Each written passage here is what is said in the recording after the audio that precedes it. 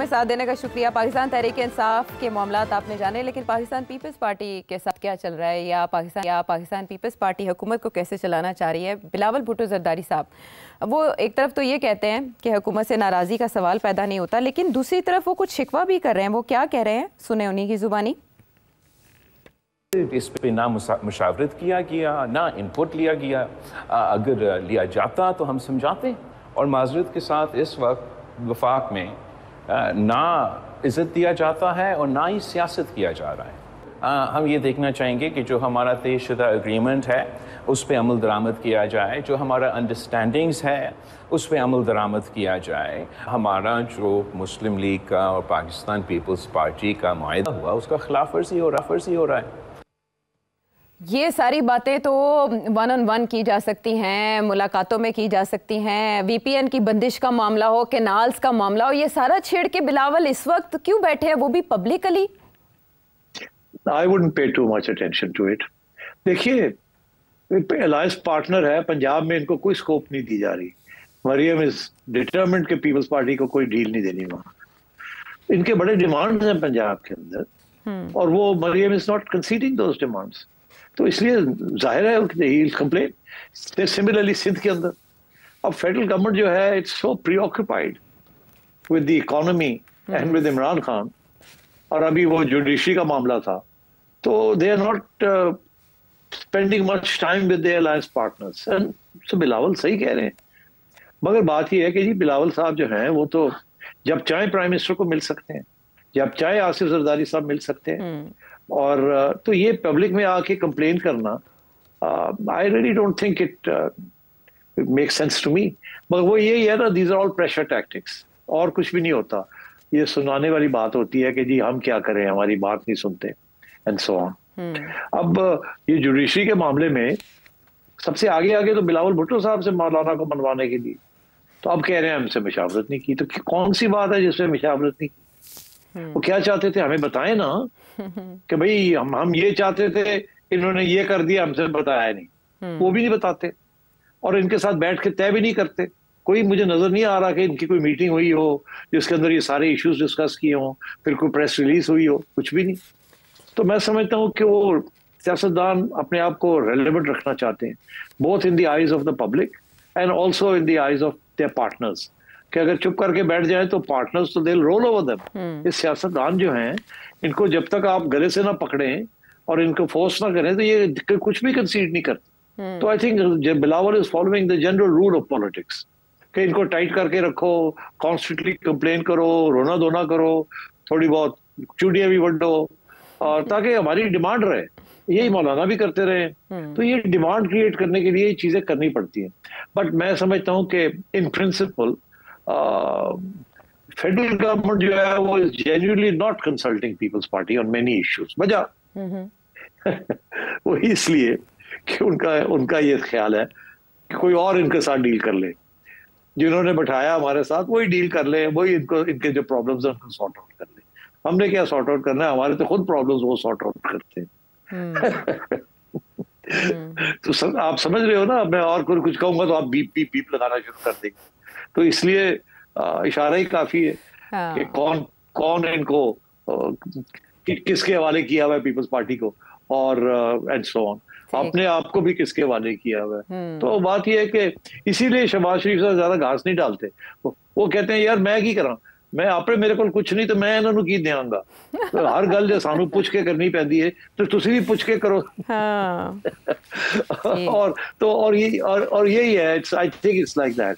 और बिलावल भुट्टो साहब भी जो रोना धोना है वो किसी और के लिए है, ना आपके लिए है, मेरे लिए। कि देखे जी आपने कहा था इनके साथ बैठे, हमें इन्होंने ये वादे किए थे, ये कर नहीं रहे पूरे, कुछ करो ना, तुसी समझाओ इन्होंने कि सानू भी दे देना, सानू दे देना। तो ये किसी और के लिए है। और इसीलिए वो जो शहबाज शरीफ साहब हैं और ये इनकी कैबिनेट है, वो कहते हैं यार जिन्होंने कहना जो उन्होंने वो सानू की कहते पे। ठीक, यानी ये पब्लिक कंजम्पशन के लिए कुछ बयानात होते हैं, बिल्कुल ठीक। और वो दांत कहते हैं खाने के और दिखाने के, और ये किसी और की कंजम्पशन के लिए। अच्छा ठीक है, लेकिन ये किसी और की कंजम्पशन के लिए। पाकिस्तान पीपल्स पार्टी की पॉलिटिक्स काफ़ी सेफ भी रही है कि इस तरह के हालात में जब आपके ऊपर इतना पब्लिक प्रेशर हो, पब्लिक रिएक्शन आपको फेस करना पड़े, फिर आप कैबिनेट के फैसलों में भी उस तरह से सामने ना आए, फ्रंट फुट पर मुस्लिम लीग नून ही दिखाई दे और उसका बैकलैश मुस्लिम लीग नून को लंदन में भी देखना पड़े। यहाँ तक कि हमारे वज़ीर दिफा जाएँ तो लंदन की ट्यूब में उन्हें धमकियाँ दी जाएँ, चाकू से हमले की बात उन पर की जाए। ख्वाजा आसिफ पाकिस्तानी हाई कमीशन भी गए, फिर उन्होंने लंदन पुलिस को भी रिपोर्ट फाइल कर दी है और बाकायदा कहा जा रहा है कि आइडेंटिफाई भी कर लिया गया है कि किस शख्स ने धमकी दी।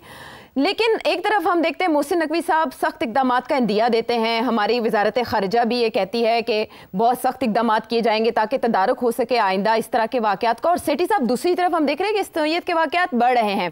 जिनेवा में मुस्लिम लीग नून के हक में 4 लोग सामने आते हैं, वो लीड नहीं बनती, वो खबर नहीं बनती, लेकिन रोज़ाना इस तरह के नारे लगाना और इस तरह के जुमले कसना मुस्लिम लीग नून के लिए मामूल बन चुका है। ऐसा लगता है कि कोई सोल्यूशन नहीं है इस मामले का। नहीं, सोल्यूशन तो निकाल लिया है ना मोहसिन नकवी ने, एग्जैजरेट करने की जरूरत नहीं है। पहले जहां 20 लोग होते थे अब वहां 4 लोग हो गए हैं। पहले जबकि जिस किस्म के लोग थे वो डुअल नेशनल्स थे और वो वैसे लोग थे जो आते जाते हैं पाकिस्तान।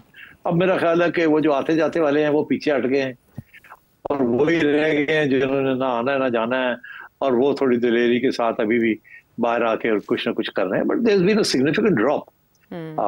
अब ये एवन फील्ड के ऊपर जब वो निकलने लगे वहां से तो वहां भी 8-10 लोग थे। मैंने पता किया फोन करने का, जी 12 लोग थे। अब और ज्यादा आपने देखा कि वो दूर ही थे, ज्यादा करीब नहीं आए। मेरा ख्याल है वो भी इसलिए कि तस्वीरें ना ली जाएं, उनकी विजुअल और दूर से हूटिंग कर देनी एंड सो ऑन सो। तो असर पड़ा है मोहसिन नकवी के इक़दामात का, धमकी का बिल्कुल असर पड़ा है। अच्छा। और मेरी सोर्सेज भी ये कह रही हैं कि असर पड़ा है। तो बट ये है कि देखिए हमेशा there will be always people जो कि दिलेरी के साथ बोलेंगे। फिर आपने देखा वो दिलेरी के साथ बाद में आके तो वो आप फिर कन्फेशन स्टेटमेंट करते हैं कि आई एम सो सॉरी, मैं माफी चाहता हूँ, मुझे तो मिसलीड किया गया। फिर इस किस्म की वीडियोस भी आ रही हैं, आपने देखा। तो आई थिंक मोहसिन नकवी के इक़दामात का असर पड़ा है। और वैसे भी बिटवीन यू एंड मी ये अब बात तो एस्टेब्लिश हो गई है ना कि ये बदतमीजी और गाली गलोच, मेरा ख्याल है और मैंने किसी कम्युनिटी को नहीं देखा इस तरीके के साथ अपने फेलो सिटीजन को, खाब डिफरेंसेस हो। ये जो नया कल्चर है ना बदतमीजी का और गाली गलोच का, this is pure PTI unfortunately. इससे पहले कभी भी ऐसे नहीं था। और ये हर जगह पे है एंड इट्स वेरी सैड कि डिफरेंसेस अपार्ट, मगर ऐसे नहीं होना चाहिए। You can establish your credentials other ways. आप प्रोटेस्ट करें, आप बैनर्स लेके आए, आप वहाँ डाउन विद ये करें जो एक नॉर्मल तरीका है हाइड पार्क वाला। मगर ये अभी आपने जो बताया कि जी चाकू मार देंगे, ये कर देंगे, वो मैंने वीडियो देखी है। ख्वाजा साहब चुप करके अपनी ट्यूब में से निकले हैं और इस गॉन ऑफ, और पीछे से वो बंदा एक था इससे जो लगा हुआ था। तो ऐसे लोग मिलेंगे आपको, ये इसको नहीं आप रोक सकते, वो मिलेंगे। ये पीटीआई के जो सपोर्टर्स हैं, they feel very strongly about Khan. तो ऑलमोस्ट मैं अब क्या कहूँ, उसको क्या समझते हैं and so on. So I think we have to learn to live with it unfortunately. हाँ, लेकिन ख्वाजा आसिफ रिपोर्ट करवाते हैं पुलिस में और फिर आइडेंटिफाई किया जाता है, वीडियो सामने आ जाती है, धमकियाँ और गालियाँ दी जा रही। अब मुझे आप ये बताएं कि वहाँ के कानून के मुताबिक अगर ख्वाजा आसिफ इस तरह की कंप्लेंट करते हैं कि एक शख्स बाकायदा चाकू से हमले की धमकी देता है और वहाँ पर बाकायदा चाकू से हमले होते भी हैं, तो क्या कोई सज़ा या कार्रवाई हो सकती है, की जा सकती है ऐसे शख्स के खिलाफ? नहीं, देखिए वो पुलिस जो है वो ज़ाहिर है नोट कर लेती है, थोड़ी सी इंक्वायरी करेगी, शायद बंदे को भी बुला ले। और तो मगर ये जो थ्रेट है ना कि जी चाकू भी लग सकता है आपको, ये वो it's not a serious threat. ये दिस इज वर्बल। वो गुस्सा चढ़ा हुआ है, गाली भी उसने दे दी है और तो चाकू मार देंगे, ये पंजाबी टिपिकल माजा गामा टाइप ऑफ अप्रोच। वो तेन घुप देंगे, तेन कर देंगे। And the people who are making this, they don't think कि एक्चुअली वो करेंगे, ऐसी नहीं बात। अच्छा। तो मेरा ख्याल है कि इसको लाइटली लिया जाएगा भाई ब्रिटिश पुलिस। उनको पता है ये पाकिस्तानी तो सारा वक्त गाली गलोच करते रहते हैं, ये तो दिस नथिंग न्यू। तो कंप्लेन करना जरूरी है ताकि नोटिस में आ जाए। कल को खुदा ना खास्ता को पागल बंदा कर ही ना दे, वो पता है पागल तो होते हैं, बट आई डोंट थिंक इतने पागल है कोई कि इस किस्म की चीज कोई पीटीआई का सपोर्टर जो है वो लंदन में या यूके में करेगा। एमक्यूएम के एक एक्टिविस्ट इमरान फारूक साहब कत्ल हो चुके हैं लंदन में, तो इस वजह से इस तरह की धमकियों को सीरियस लिया भी जाना चाहिए। सिट साहब, जैसे आपने कहा, ख्याल जाहिर किया, अंदेशा जाहिर किया, ख्वाजा आसिफ भी खासे कंसर्न दिखाई दिए और इसकी सभी ने, शहबाज गिल साहब ने भी बाकायदा मजम्मत की है कि इस तरह से गाली गलोच और धमकाने का कल्चर नहीं होना चाहिए। जब मगर कतक लाइन ऑफ सॉरी, आपने एक हवाला दे दिया एमक्यूएम के बारे में। That was an internal power struggle with in the MQM. It was not कि उनके खिलाफ कोई एहतजाज था या इस किस्म की कोई चीज थी। ही वाज वो एमक्यूएम के लीडर के खिलाफ। एनीवे आप समझ जाए उसका या एग्जांपल सही नहीं है। या that was a conspiracy by within the party. Okay, ठीक है, ये फ़र्क है मामलात में। बहरहाल एहतियात, और शायद ख्वाजा से भी एहतियात वाले मशवरे पर ही अमल कर रहे हैं।